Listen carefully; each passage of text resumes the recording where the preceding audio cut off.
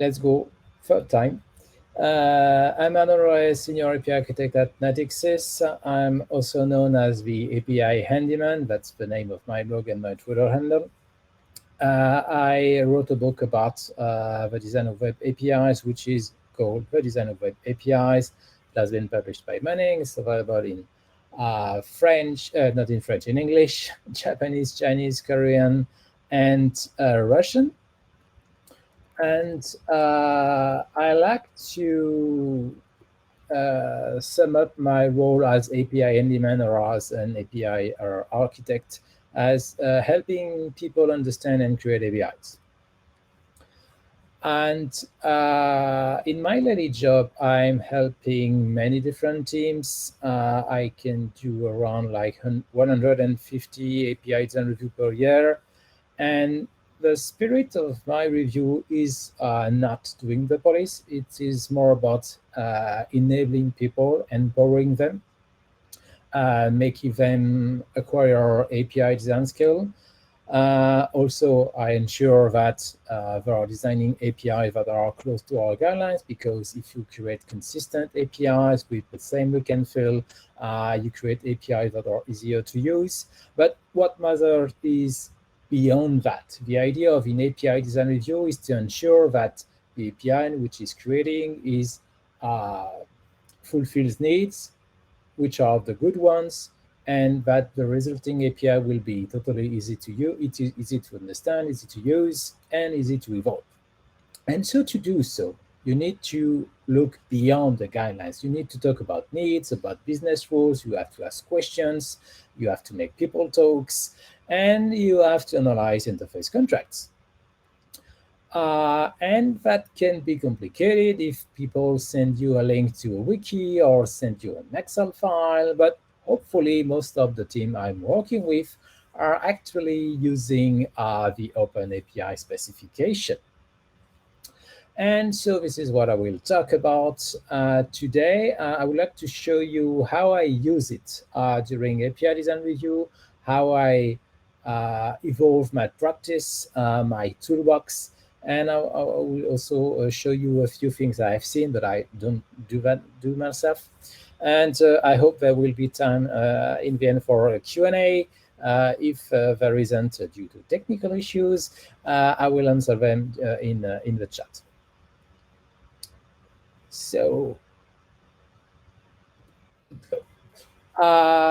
so let's start with something I don't do, which is actually reading raw OpenAPI files. I've seen people do that, sometimes reading files directly in a pull request in Bitbucket or GitHub. So let's give it a try and see how it works.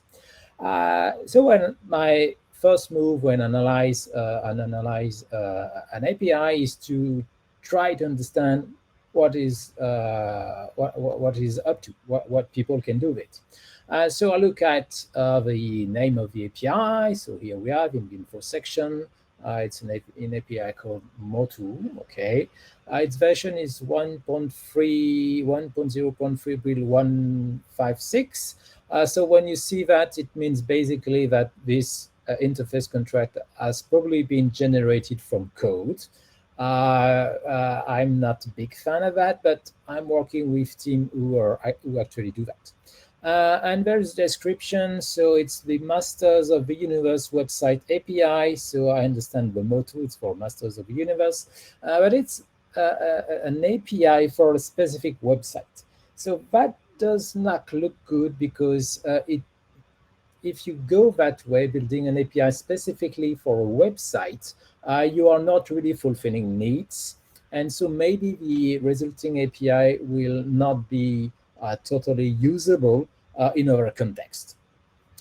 And to get an overview of the API, I like to look at all the available operations, the HTTP method, the path, and the summary.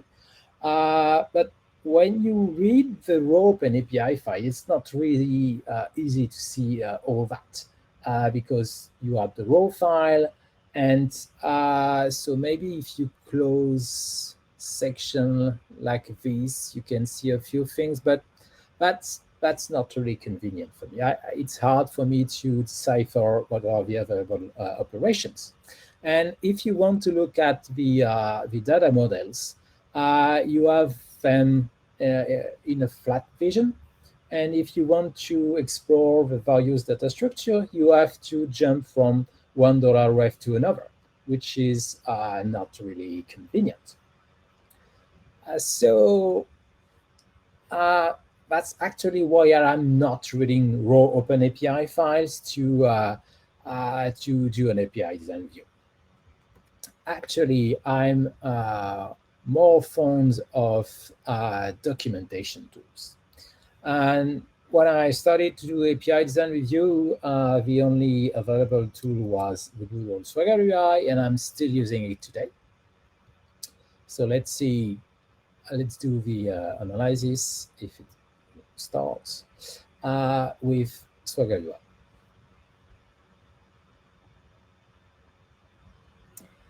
Okay, it seems my machine is slow as hell. Just want to check if something is not reading everything. Okay, no.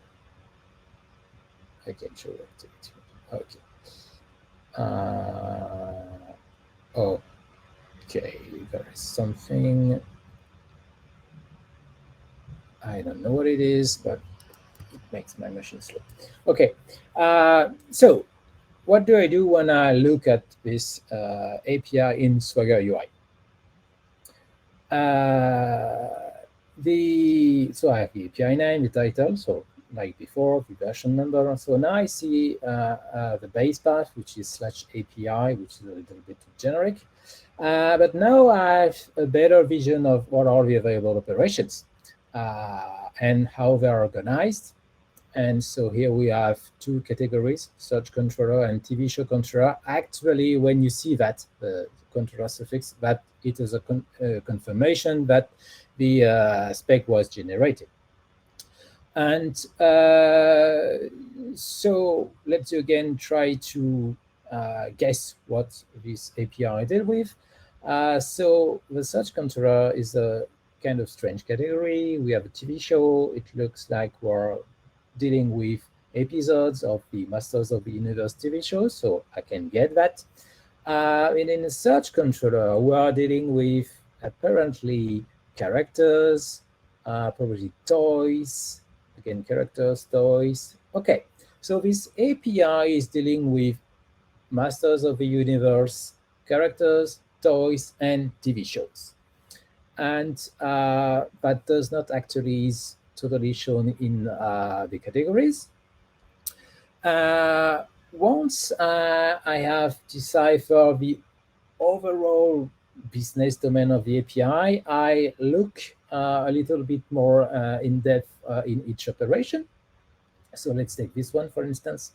Cars both sides. Actually, there is a versioning here, which is not complying to our guidelines because we put it in the base path. And so, the description tells that this operation is for the all characters script, which is not a good idea because it seems that this API has been really totally designed for a specific user interface, for a specific user experience. And that is a problem because if you change user interface, you will have to change your API. So you better focus on actual use case needs that can be reused in various contexts. So what does this operation do? It returns an object. So now we have a better idea of the data structure because Swagger UI is able to generate an example. We can look at the schema. So we know that it returns an object called sites, which has two properties that are optionals. Each one of them being an array of sidecar, and actually everything is optional. This is very common when you look at spec that has been generated from code because people don't really care about providing such information, but they are important because consumers are happy to know that this property or this one will be always returned. And so in that case, we're returning apparently characters grouped in the good side or the evil side. It's not really a really practical design. It would be probably more simple to return all characters, maybe having a side property, good or evil, and so the consumer would be able to do the grouping of characters on his side, or maybe you can provide filters to just get good characters or evil characters. And if there are over site, it will be transparent for the user. Regarding the property here, I can guess that the person who has designed the API is French. I work with French people. And so that's a very common problem you can have when you design API and your English is not your first language. Sometimes you don't choose the accurate translation, or you forget to translate things here for its no, it's for name. Okay, so that's for this first operation. So I will not do all the operation because it would take a long time. Let's take this one in the TV show controller. And by the way, there is V2 here. So it seems there are two APIs with two different versions, or maybe they're using a kind of resource-based versioning, which can lead to very complicated problems. So let's see list episodes. List episodes, there is no description beside list episode, but the design being quite common. You have a get, you have a collection name with plural. I expect to get a list of something, and that is what is said in the summary. So let's see what it returns. It returns an object. Strange. So it returns an object. It returns an object called producers. That's strange because it talks about episodes, but it returns producer. So maybe there is a problem in the need and in the corresponding design. So what is in producer? So we have a list of producers. Okay. And we have, no, it's even not a list. It's producer. It's just an object, which is a producer. So then maybe there is a typo. It should be a list because here it's plural. So I guess we have a list of producer who have IDs, name, and there are years. What is that? The years are where the producer is born. And inside years, we have a list of episodes. Okay, I get it. So basically, the list of episode is organized by producer, year, and then the list of episodes. That's not convenient at all, because when you list episode, you expect to get episodes, a list of episodes, and not episode groups by something else. Maybe you can add information inside episodes such as year and producer, so you flatten the data structure, and you can add filters to allow people to get only episode from this producer or this year and whatever. Okay, so this is how it works, and actually I have to guess what this function is about, what are representing all this data. I have to check the names. I have to check if they are in normal camel case. I think there is another example here with wrong case. Yeah, for example, here it's not the right case. So I have to check all of that. So using a documentation tool is far better than just reading the raw file. But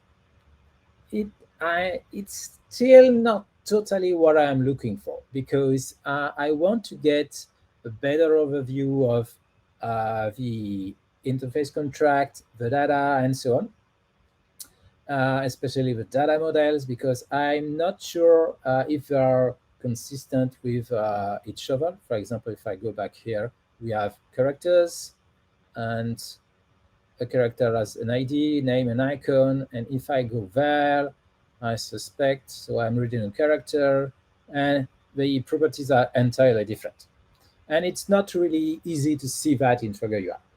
Another problem I have is I have to carefully check each property to see if they are using the right the right case, if the paths are using the right structure. There are many dumb checks that I don't want to do myself. So that's why I first try to automate some controls.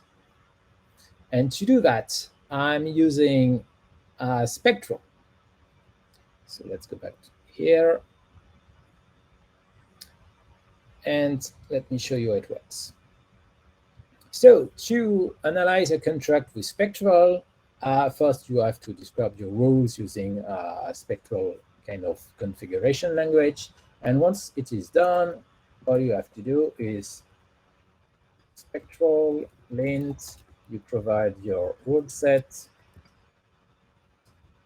I will use a demo rule set, and I will use it on my OpenAPI. And it runs, and because my machine is busy, it takes a moment. So Spectral tells me that, oh, there are two properties which name contains a number. That's cool, because now I know that in the episode single schema, there is alternate name 1 and alternate name 2. This is a pattern that is very common when you design an API which is thus just replicating your database, which was not really designed to. But you are under no obligation to expose your database to the outside. And you can change your data model into your implementation. So in that case, I would recommend to replace those two properties by a list and put alternate name 1 and 2 in this list if they are actually needed. I will not do a full demo of how to use Spectral. I did a talk about that last year, so you can find it on my blog. It's the Augmented API Design Reviewer. But now let's see what happens when we are using my full rule set. So we'll change the rule set to main rule set. And as this API is totally not following my API design guidelines, I will get probably almost 200 errors, 179 to be precise. So that's a lot of problems. And when you use Spectral here, it's not really convenient to see that. I can, and I actually did that a few times, I can use Stoplight Studio because there is Spectral running in it. And so I just have to click on any error and I jump to the line causing the error in the file. But that's this tool is perfect for designing APIs, but not for doing API design review, because when there are many problems, it's difficult to see what are the types of error, how they are located, and exactly, and so on and so on. No, I don't want to update now. So automating control is very useful. Actually, it's better if designers actually take advantage of your Spectral rules during design. But in the end, you may end with many errors. And so I'm still not satisfied with the rendering I have. So I was not satisfied with Swagger UI. I was not satisfied with Spectral or Stoplight for doing API design review. They are great tools, but for doing API design review, I need something else. And so I tinkered a little bit, and I am doing this. If I can close that. Okay, so now when I do an API design review, I do this. I'm running a task inside VS Code, which is called analyze. And so basically we start this task start a good old shell script. We do a few things. It first analyze the interface contract with Spectral. It transforms the data in a CSV file. It extracts some data from the interface contract. It extracts operations. It extracts data models. And this is the result. So basically, I have all the linter. My machine is slow as hell. I hope it will work. Yeah. So yeah, over all of the linter problems here. So I'm supposed to be able to filter data. Yeah, for example, I want to see only the hint things.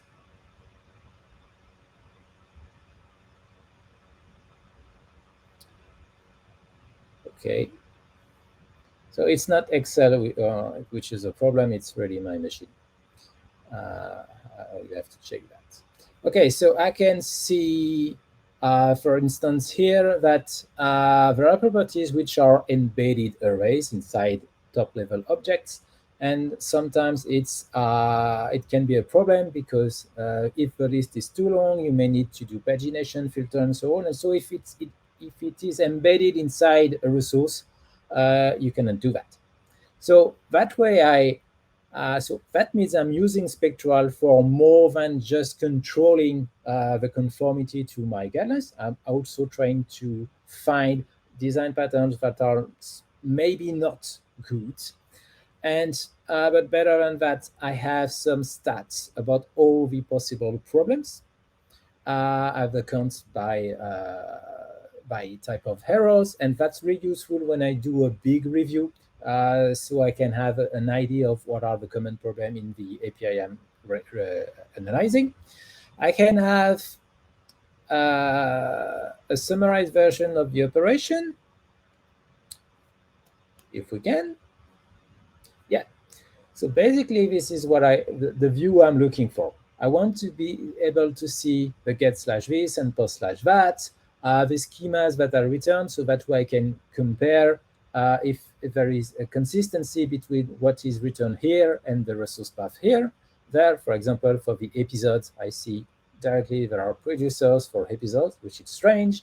I can see the categories, the summaries, and so on. I can also see the HTTP status codes which are used, the body param, and so on. The required per-recurrence, which can be a real problem. And I can also see, and we have a few minutes left, the schemas, a flat version of the schemas, and I will end with that. So yeah, this is very powerful tool when you do API design review. It's very powerful because so here you have all the schemas, all their properties, types, and so on. So you can, in a quick glance, check that all the vocabulary means something for you. You can, if you sort the properties, the list by name, and I hope I will be able to do that. Yeah, you can check if there are inconsistency. For example, where is it? So we have names, we have producer ID. I don't think it has. My machine is slow. Whatever. So when I do that, I'm able to detect inconsistencies between names in various schema, especially if they are supposed to represent the same thing. You can filter your schemas by name, so you can see a related schema if they are sharing common features or not. So, and I will end at that because we are at the end of this session. That means, so you can, it's very ugly what I did. I did shell scripts and so on, but it's only a prototype to show that when you are doing API design review, you need new tools. We need new tools with new perspective, new vision of the OpenAPI files in order to help us to analyze the interface contract in a better way. And I will end on that. Maybe I have time for one question.